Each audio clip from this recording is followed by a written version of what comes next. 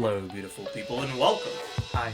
To the Clorinde pre-release analysis. I've talked a little bit about Clorinde in a first impressions video. A few things have changed since then. This is a very interesting character with a really cool kit, which means that, as usual, when is the case for characters whose kit I think is very well designed, she's gonna get flaming in. So yeah, let's hope she doesn't. Let's get right into this. Base HP around 13k. That is, you know, on the higher-ish side for non-HP scalers. So she's relatively-ish tanky, but nothing outstanding. Base attack 337, relatively high, whatever. Base defense 784, also relatively high, so that's kind of nice. So all in all, defensive base stats are pretty good, which is nice. And as we're going to see later, she has a form of self-healing in her kit. So she is actually very, very tanky. She's very, very much a unit that self-sustains a lot, and that's going to impact her team building in some pretty important ways. And finally, crit rate Ascension. Obviously, that's kind of nice. Pog. Normal attacks, we can honestly skip because they are worthless. I tried to look at, like, maybe there's some cool infusion stuff, maybe with Xianyan, but no, it's just, yeah, just ignore this. So let's talk about the rest of her kit. As you can see, there is a lot of text here. Instead of actually just reading the whole kit, I'm just going to tell you guys what it does. When you use her E, she enters a special stance, during which her normal attacks are replaced with pistol hits, and she can reactivate her skill during her skill uptime to do a sword hit. And she can spam gunshots, and she can spam sword shots, either one she wants. Using gunshots gives you Bond of Life. Using sword attack consumes Bond of Life to deal more damage.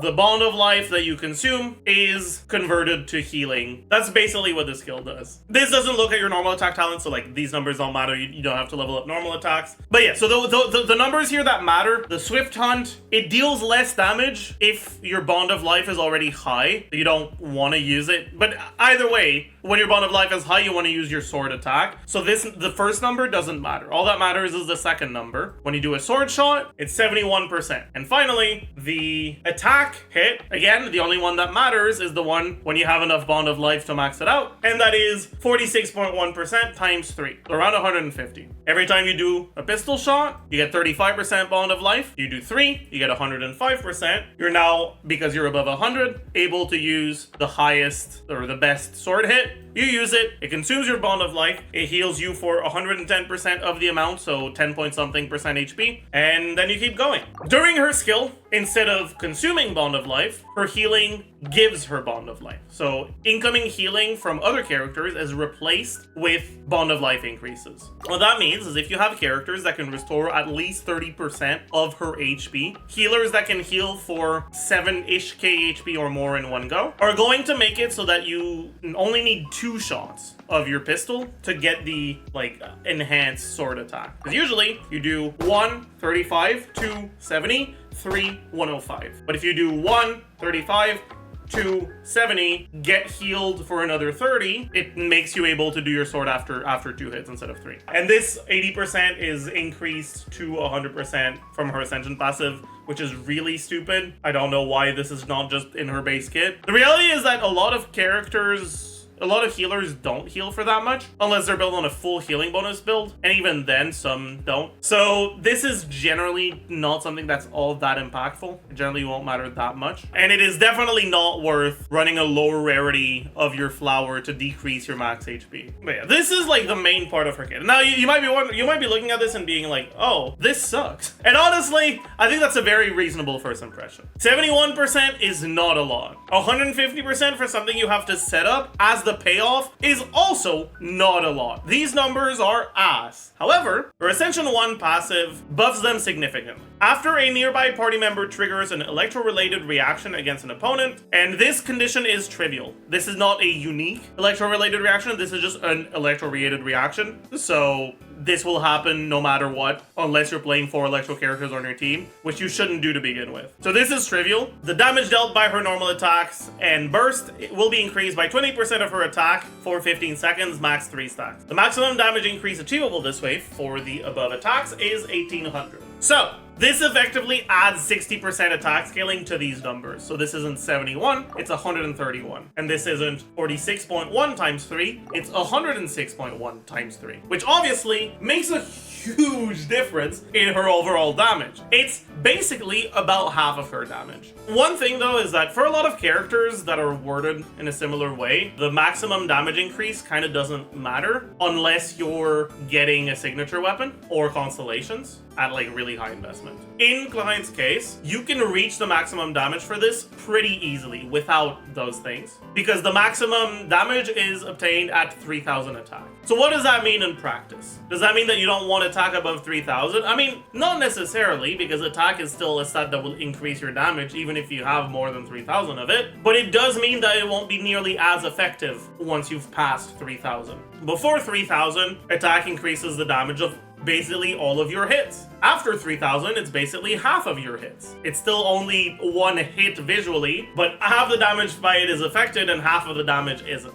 That being said though, after looking into it a bunch, I don't think this passive or this like restriction does that much. I think it could on some other characters, but for her specifically, her kit just doesn't lend itself too well to the sort of teams that would want to use Bennett. And so because of that, the ways by which you can achieve above 3000 attack are very, very limited. That's just generally not really gonna happen. Next up, Ascension 4 passive. If her Bond of Life is equal to or greater than 100% of her max HP, her crit rate will be increased by 10% for 15 seconds whenever her Bond of Life value increases or decreases. So basically, when she uses her skill at over 100 Bond of Life, which she does, every time she uses the Sword Slash during her skill stance, she gains 10% crit rate up to twice. So it's 20% free crit rate. And then the other part that I already mentioned, it makes it so that 100% of your healing is converted to Bond of Life rather than 80%. And then finally, her Elemental Burst, last Lightfall, is Wanderer's Burst and Grizzly's Burst. I don't get it. Surely they can be more original than this, but whatever. It is a 15-second cooldown, 60 energy cost, 5-hit burst that does a little bit over 200% motion value per hit. It also gives you some Bond of Life, which for her means that you can use a sword attack at the start of your skill stance. Now, they have nerfed her duration in the last beta update as of recording this, and because of that, I'm not entirely sure if you actually get an additional sword attack from being able to start with it. The reality is that's going to depend on execution as well, so it's not guaranteed, but it very much can happen. And obviously the sword attacks are better than the gun attacks. It has standard XCD, which means it's going to trigger Aggravate twice in Quicken teams, which does in practice make it better than Wanderer and Risley's Burst, because you're basically guaranteed to get 2 reactions out of it.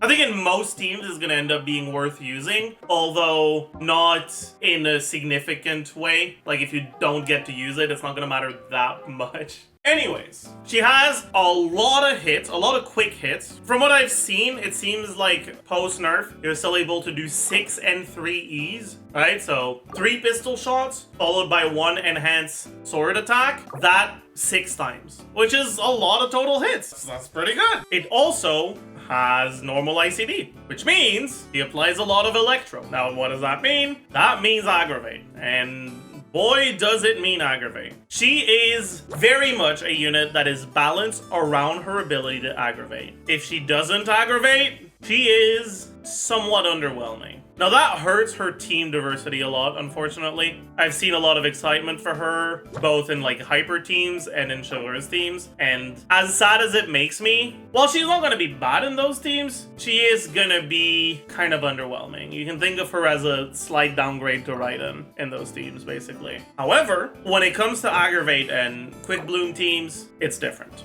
And honestly, maybe surprisingly, the main reason for that is her healing. If you are doing 6 enhanced skills in your rotation, that's 60% of your HP. A little bit over 60% of your HP per rotation. That's a lot of HP. For a lot of people, that's actually going to be enough HP to not necessarily need to run a dedicated healer. And a very important point that I end up mentioning whenever I talk about aggravate teams for Animo units, for Electro units, for Dendro units, is that aggravate teams don't have access to great healing options, right? They don't have access to their own Bena. their healing options are basically, okay, you can run like Kuki or Dori, and you're losing out on Fischl. You're losing out on a lot of damage. You can run Jean or Sayu or Xianyun, but you're losing out on your grouping and pretty significant buffs from either Kazuha or Sucrose. Or you can run Baiju or Yao Yao, but you're losing out on Nahida, which is honestly really f***ing strong. And that's the one that people generally tend to gravitate towards. They generally tend to bench Nahida and use other units instead. But what having self-sustain in her kit allows Clorinde to do is be able to run teams that don't run a dedicated healer. You get to actually play her with Fischl, Sucrose or Kazuha, and Nahida. And that's a pretty big deal. These are strong units that work very well together. Another interesting thing is healing bonus affects her in a very different way than basically any other character. Aside from maybe Arlecchino, but like whatever. Usually, right, you heal 10% of your HP, 30% healing bonus. Your total healing is just gonna be 13% of your HP. Wow, whoop-de-doo, big f***ing deal. However, Clorinde's healing works differently. It heals her based on a percentage of her bond of life, and that healing gets absorbed by the bond of life, and the overflow becomes actual healing. In Clorinde's case, she is healing 110% of her bond of life, and her bond of life is 105%. And that makes it so that without healing bonus, she's healing 10.5%. But with healing bonus, 10% healing bonus doubles her healing. 20% triples it, 30% quadruples it. Because the healing bonus applies to the healing pre-bond of life. It applies to the total amount that you would heal. Now, what I'm saying is not, hey, you should run a healing bonus circlet. No, God, no, please don't do that. But I am saying, if you somehow get a form of healing bonus in your team, it significantly increases her healing. And guess who gives characters in the team healing bonus? That's right, it's Furina. An often forgotten about part of Furina's burst is that it doesn't just give damage percent, it also gives healing bonus based on your fanfare. What that means is that you can potentially play Furina team without necessarily needing a dedicated healer. Now, if you want to max out your fanfare, you're still going to want to use a healer. However, the reality is that Furina is still pretty good even if you don't max out her fanfare, as long as you get a reasonable amount. Not running a healer lets you run Clorinde, Fischl, Nahida, and Furina. Fortunately, Nahida is not a unit that is all that weapon dependent for her damage, and Prototype Amber is a weapon that actually provides your team with healing. And so far it's looking like Prototype Amber Nahida actually is the best way to build her in that team. All this to say, you can play Quick Bloom Furina teams, and if you do play them, you are going to heal, let's assume you're getting around 200 stacks, maybe you're getting a little bit less than that, let's say 150 stacks average. Instead of 10% healing, right, the baseline is 10%, you're going to be healing like 30% of your HP every second, basically. It's going to make it even easier not to die, which is interesting, because for most Furina teams, Furina makes it harder not to die. But the healing bonus, in Clorinde's case, more than makes up for the self HP consumption, and will likely actually make it a lot easier for you to stay alive. So that's pretty interesting. I really like that. I really like that there's a use for the healing bonus from Furina that isn't just, yeah, you get a little bit more fanfare because you're healing a little bit more. But yeah, also, because it's healing so much, you're very likely to proc the overflow healing from Furina that you get from her Ascension 1 passive and get even more fanfare that way. Yeah, that's why they give healing to official C4. True, actually. But yeah, so that leaves us with a character who has honestly two main teams. You're generally gonna want to play her either in Hyper Bloom or Aggravate. I don't think she fits all that well in any other archetypes. She will be playable in other archetypes, right? Like at the end of the day, double Hydro Raiden isn't an amazing team, but it's definitely a playable one. And her damage is somewhat similar to Raiden's damage, basically without the energy restoration, if you're looking at unreacted damage. What makes her good in these teams is her better synergy with like the rotation timers and the higher elemental application. But yeah, so she's still gonna be fine in Taser if you want to. Like, it's gonna be alright. She's gonna be fine in like hyper teams, but like again, right, once you're starting to get a lot of attack, Bennett's starting like it doesn't apply to her A1, so you know Bennett is starting to look a little sus. So maybe more so in Children's teams than in hyper teams, but it's still gonna function in hyper teams tunes, especially if you have like really high investment, really good artifacts, whatever. Like it's still gonna work. Honestly, you'll be able to clear. And then when you're looking at like dedicated hyper bloom, where you're not focusing on quicken at all, she's not good at it because she doesn't have any off-field application. So it's really mainly quick bloom stuff and aggravate stuff. But let's look at her cooldowns. She has a 16-second cooldown on her skill, 15-second cooldown on her burst, which means that at a baseline, she can try to fit in a 16, more like 17-ish second rotation. That doesn't work the best with Farina because Farina's skill is 20 seconds, so it's gonna desync in ways that are gonna be really annoying. It works fine with Aggravate, but you're also getting a little bit of desync with Fischl this time, with her duration being 12 seconds, and that just meaning that you're at 2/3 uptime instead of the hypothetical 100% uptime you can get with Fischl at C6. Almost 100%. You could try to do some weird desynced rotations where you don't Farina skill every rotation, and I can see that functioning as well. Like it'll work, however. And if you've been subscribed to this channel for a while, you know what's coming. There is an artifact set that can reduce your skill cooldown. And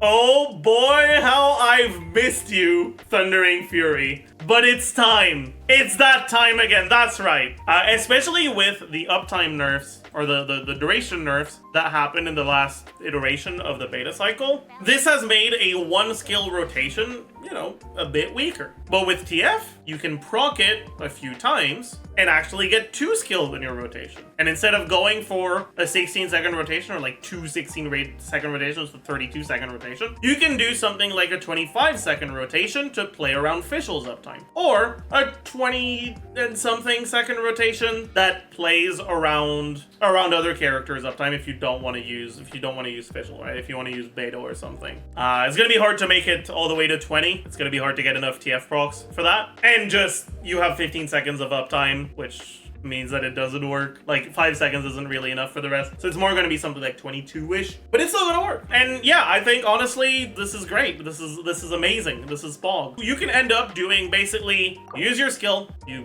do it normally, you swap out refresh Oz, maybe refresh Nahida or whatever, and then back to her again. And yeah, that's just gonna work. I'm really hyped for that. We are finally getting another TF carry. Now, I will say, you do lose out on a decent amount of damage, just like strictly looking at her personal damage over one elemental skill. Going for Whimsy instead of TF is gonna net you around 25% more damage.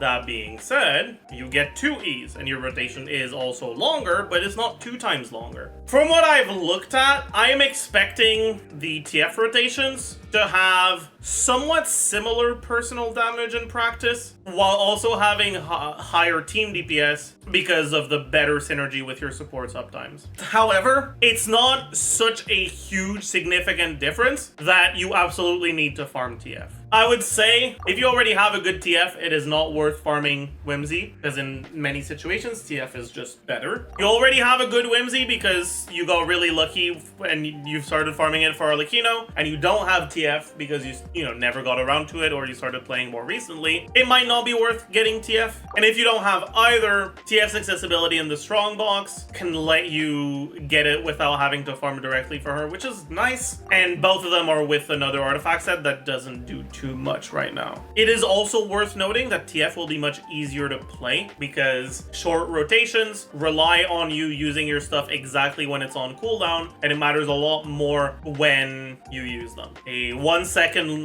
time loss in a 16-second rotation is a bigger deal than a 1 second time loss in a 25-second rotation, just in terms of DPS. But then on top of that, with TF, you actually are refunding your E cooldown so much that you have a decent amount of wiggle room, which means that you're going to have a little bit more flexibility in your rotations with TF, and it's going to be a lot more friendly when it comes to like execution approachability. I would say that between the two, at least so far, I'm definitely leaning more towards TF. But we'll talk about it more once we get to the artifact section. Let's do our sheet stuff. And yeah, before that, we can take a look at the constellations. While her skill is active, when you deal electro damage, you trigger 2 coordinated attacks that deal 30% of her attack each. This should trigger her Ascension 1 passive, so it's actually 90% of her attack. It happens 5 times-ish, 5 to 6. Not entirely sure on the frame counts for it. So it's 180% motion value times 5 to 6, so it's like around 1,000 additional motion value, which is pretty good, but it's not an insane amount. Over the course of the beta, they decently buffed her actual numbers and reduced the duration, which has made the C1 go from honestly a pretty big deal to not quite as good. So you still get more application from it, which is nice. And it's still definitely a good constellation, but it's not nearly as good as it used to be. It's alright.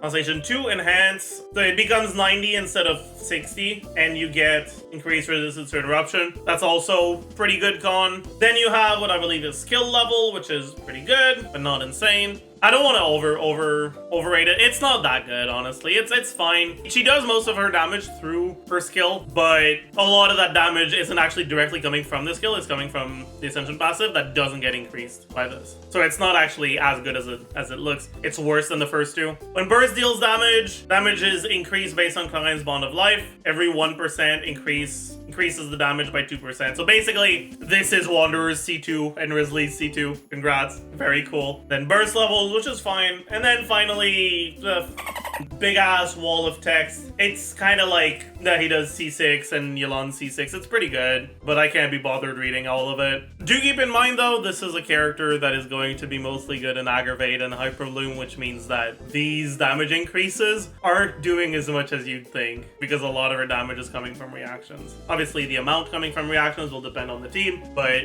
don't get baited by, ooh, bad chesting. This is like a, what is it, 25-30% damage increase? It's not. That's fake. Anyways, let's get into the weapons. First off, Absolution, her signature weapon. High base attack, 674 base attack. Crit damage with a passive that gives her 20% crit damage and 16% damage percent every time she increases the value of her Bond of Life up to 3 stacks, which she can stack very easily. So that's a nice 48 damage percent. It is her best in slot. That being said, if you're playing her in Hyperbloom, the gap between her signature and alternatives is really not that big. If you're playing her in Quicken teams, the gap becomes a little bit bigger, but it's still not insanely big. And maybe more importantly, she isn't even really doing half the team's damage. She's like around that half mark. And so an increase to her damage isn't as big as it would be on a character that's actually doing the large majority of the team's DPS. Next up, Freedom Sworn is honestly a decent stat stick. And because it's a decent stat stick and it actually gives a buff to the rest of the team, it's actually somewhat competitive with the other 5-star stat sticks. So it's just a pretty decent 5-star stat stick. Jade Cutter, good stat stick asterisk. And now we have to talk about crit rate, because she gets a lot of crit rate. Base crit rate is 5%. Ascension is 19.4. Passive is 20. Jade Cutter, 44.1. You're starting at 88.5% crit rate with no substats and a crit damage circlet. That means crit rate circlet won't work, and you can only get like 3 substats before you start overcapping. Oh yeah, 19.2, my bad. But the reality is that for most people, they're not going to be able to adapt their build in a way that's actually going to exclude crit rate entirely without having to sacrifice a certain amount of total substats, right? Their build will be slightly worse when they're excluding crit rate altogether. That means that even though in like the optimal scenario, Jade Cutter and just in general, crit rate weapons look really good, as soon as you start entering situations where, well, you have to work around the artifacts that you have, right? And if you don't have artifacts that have like a really high crit damage attack and EM and no crit rate, as an example, my only artifact that doesn't have more than 1 roll of crit rate for flowers here, well, has 3 rolls of flat defense. It has a total of 5 good rolls. It's not great. Whereas if I don't have that restriction, this one is 7 rolls, this one is 6, this one, if you're including the ER, which I don't know that you should, would be 8, but otherwise 6. And so I'm losing like 2 substats worth if I use this one of artifact quality, and like that's not worth it. So at that point, I just use this. And then if I have to do that for every piece, well, I'm gonna be overcapped on crit by a lot. Right, this one would be pretty good, but like it wouldn't even be that great, because as we're gonna get into when we talk about the artifact stats, as much as EM is a useful stat, it's not the best stat. If I have a 2.7% crit rate on every single artifact, I'm overcapped with Jade Cutter. All this to say, Jade Cutter can be very good, but in a lot of situations, it is going to end up worse than alternatives because it just gives so much crit rate that you're very likely to be overcapped. And when you're overcapped, well, weapons that overcap you less get an advantage. Yeah, overcapping a little isn't the end of the world, but if you're overcapped on one weapon and you're not overcapped on the other, and the former weapon was only bettered by like 3% to begin with, well now you're using a worse weapon basically. Huron has a similar issue, right? It also gives crit rate, but unlike Jade Cutter, it gives 33, not 44, which gives you a lot more wiggle room for not overcapping crit rate. Although it's still not trivial. Like, you still have to, you know, keep an eye out for it, and it will basically disqualify some of your good artifacts because they have too much crit rate. But it also is just a weapon that has a really useful passive for Clorinde. If you're not getting overcapped at all, with the 12% elemental damage plus 40% normal attack damage from triggering 2 elemental skills on the rest of your team, it's actually not that far behind her signature. So, good. Asterisk, 5-star stat stick. Lo-Fi, Alhaitham's weapon. It's pretty good. It's quite good in the Hyperloom teams where you want to run a little bit more ER maybe, or rather you don't get punished as much for going EM sense. In Quicken teams, it's more so a decent stat stick. It's not that much better than the free-to-play options, but it is a little bit above. So it's like, you know, decent 5-star stat stick. But you don't have to worry about the about overcapping. Yeah, and we have had rumors of Alhaitham being on banner with Clorinde, so that would mean Lo-Fi would be like the alternative weapon. It's like single-digit % behind her signature in Hyperbloom, and kind of just another decent stat stick in Quicken. And I guess, yeah, I should also add second best weapon. Splendor, Farina's weapon, is an okay 5-star stat stick, but honestly, okay asterisk, because depending on your build, it might not even be better than the free-to-play options. And that 4 or 5-star stat stick is really bad. So honestly, okay asterisk, 4-star stat stick. You shouldn't think of it as a 5-star weapon on Clorinde. It's gonna make your ratio look good because it has a lot of crit damage, but yeah. Miss Splitter is a pretty good 5-star stat stick with no real asterisk. One thing to keep in mind is you do need to use your burst with Miss Splitter. If you don't use your burst, you lose your stacks, and you're like, oh well, this sucks. Right? You don't get the stacks from bursting or not being full energy. Miss Splitter's not as good, but otherwise it's pretty good. Uraku Misuguri is a pretty good 5-star stat stick as well, or maybe more like decent. It has the same stat profile as Farina's weapon, but it gives a little bit of normal attack damage, so it's a little bit better. Next up, honestly, I'm gonna do most of the 4-star weapons all at once. Lion's Roar is fine. Iron Sting is fine. Umbrella is fine. Wolf Fang is fine. And Harbinger of the Deep is, or Harbinger of Dawn, sorry, is fine. Now, why are these weapons just fine? Isn't Wolf Fang bad? Oh yeah, I guess it kind of is. My bad. Why are these weapons not great? Honestly, because her craftable option is f***ing nuts. Now, it is worth mentioning, Finale of the Deep only gives you attack. And on a character that is triggering Hyperbloom and or Quicken, attack isn't as valuable. However, it gives you a lot of attack. It's high base attack, 27.6% attack percent, okay, whatever. But then it gets you 24% attack and up to 300 attack based on Bond of Life cleared. But from what I understand, this isn't just the Bond of Life that you get from the weapon. It's also just the Bond of Life that you clear, which means you are maxing this out. And this 300 attack is the equivalent of another 33%. So it has a passive that gives you the equivalent of almost 60% attack. And fortunately, that's still not enough to reach the 3k soft cap that makes attack a lot worse in her best teams. And so in her best teams, Finale of the Deep, POG, free-to-play option. The one 4-star weapon that really contends with Finale of the Deep, because some of the other 4-stars are like almost as good or like ever so slightly better under very specific scenarios, like 1% or something. The only exception to that is Black Sword. Black Sword is a good 4-star stat stick. It generally tends to be at R1 somewhat similar to Finale of the Deep, at R5 upwards of like 10-ish% better in the Quicken teams and barely better in the Hyperbloom teams. In Quicken, it's about as good at R1 and a decent amount better at R5. But again, it gives you crit rate, but that being said, out of the crit rate weapons we've talked about, this is the one that gives you the least, so it's the one that's the least likely to overcap, but it can still overcap. It is worth noting, Black Sword healing isn't enough to get you to breakpoints where you can use your skill earlier with only 2 attacks instead of 3. And it doesn't actually heal you, it just slightly increases your bond of life, which I guess technically heals you a little bit, but barely. And so it doesn't actually help your survivability in a significant way. At low refine,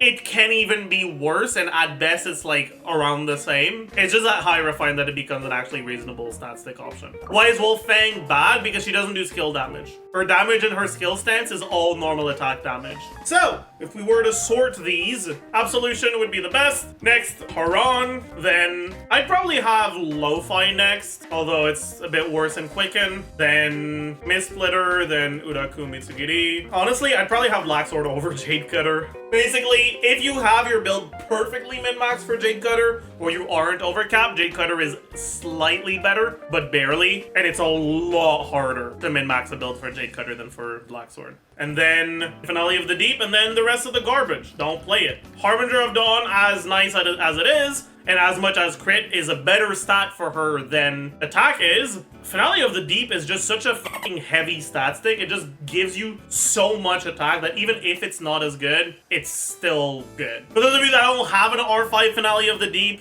generally consider one of these 3 weapons. Lion's Roar a little bit ahead if you're looking at Quicken teams, and Iron Sting and Umbrella a little bit ahead if you're looking at Hyperbloom teams. But don't craft more Iron Stings instead of Finale of the Deeps. Alright, artifact sets. I've already talked a little bit about Thundering Fury and Fragments of Harmonic Whimsy. They can both be the best depending on which team you're playing, but generally, you can make either of them work in different rotations in basically any team. I wouldn't recommend going TF if you're trying to do like a hyper team, because honestly, it's just going to be hard to proc TF enough when you're not doing one of the Dendro teams. But yeah, overall, generally, it's going to be between one of these 2 for like your actual best option. That being said, if you don't have either of those sets already farmed, what can you be looking at in order to use in the meantime? You can use Glad, decent. Echoes, decent. Asterisk, again, it's decent if you have a low ping. I'm not entirely sure what the ping breakpoint is where you start losing hits. From what I understand, it seems to be around 50, but I have not tested that, so I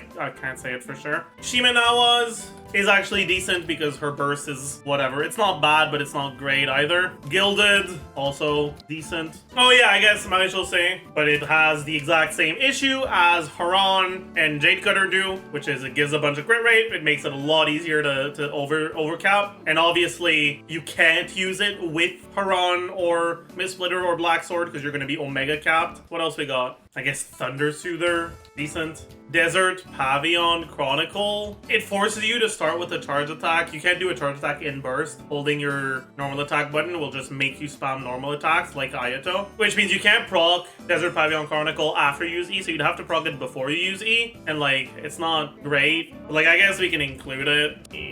Any of these sets you're playing while you're trying to farm for a better one. These sets you're playing because you're not maining her, and you're fine having a slightly suboptimal set, and it's only these sets that you're really happy with. And again, right, Echoes only if you have really low ping. Next up, artifact stats. Attack, damage, crit. Now, you can do EM, damage, crit in Hyperbloom, in Quick Bloom teams. Going more into this, EM Sends, if I remember correctly, are actually slightly better with Finale of the Deep in the Quick Bloom and Hyperbloom teams than Attack Sends. But again, right, you don't want to play EM Sends if you're not triggering Hyperbloom. And now finally, the teams. We're going to mainly have Quicken, and for Quicken, we're going to have Quicken, Fischl, Healerless. You're going to have Quicken, Fischl with Healer. You're gonna have Quicken, Beto, Quick Bloom, Farina, Healerless, Quick Bloom, Farina with Healer, Quick Bloom, Yelan, Hyper Bloom. And then I guess I'll also want to talk about Chevreuse, Hyper Carry, Taser. So, Quicken, Fischl, Healerless is going to be one of the like 2 top teams in my opinion. The same for Quick Bloom, Farina, Healerless. I think that again, she is balanced around herself healing, letting you forego a healer in your team. And if you're not taking advantage of that, she is an underwhelming unit. Next up, Quicken, Fischl with Healer. I think it'll still be decent. The issue you run into here, right, is you're playing her, you're playing Fischl, you're playing Nahida, and then you're playing like a Nanimo healer, which is like, It's more so gonna be you're playing a Dendro healer like Baiju or Yao Yao. And like, yeah, it's just gonna be pretty decently worse, but at least you have some defensive utility. I say healer here, but that also includes a shielder like Kirara. You can get that resistance to interruption with that, which is nice. Overall, it's okay. Quicken Beto, I think, is actually gonna be pretty good as well. Quick Bloom Farina with a healer is actually gonna be pretty good as well. Unlike in the Quicken teams, you still get some upside from bringing a healer, which is that you're actually maxing out Farina's Fanfare instead of not doing that. But you're losing out on Fischl, most likely. And that's a pretty big hit. Actually, no, I shouldn't call it. It's decent as well. Losing out on Fischl is a pretty huge deal. Fischl is like almost as much damage as Clorinde in these teams. Like, keep that in mind. Fischl is really f***ing good in Quicken and Quick Bloom teams, and losing her, you need to get a lot out of that to make that worth it. Now with Beto, that can be the case, but it is worth keeping in mind. Clorinde's energy generation is not nearly as good as a unit like Raiden's, and so the Raido dream is not being revived by Clorinde, unfortunately. Anyways, next up, Quick Bloom Milan. It's gonna be alright. It's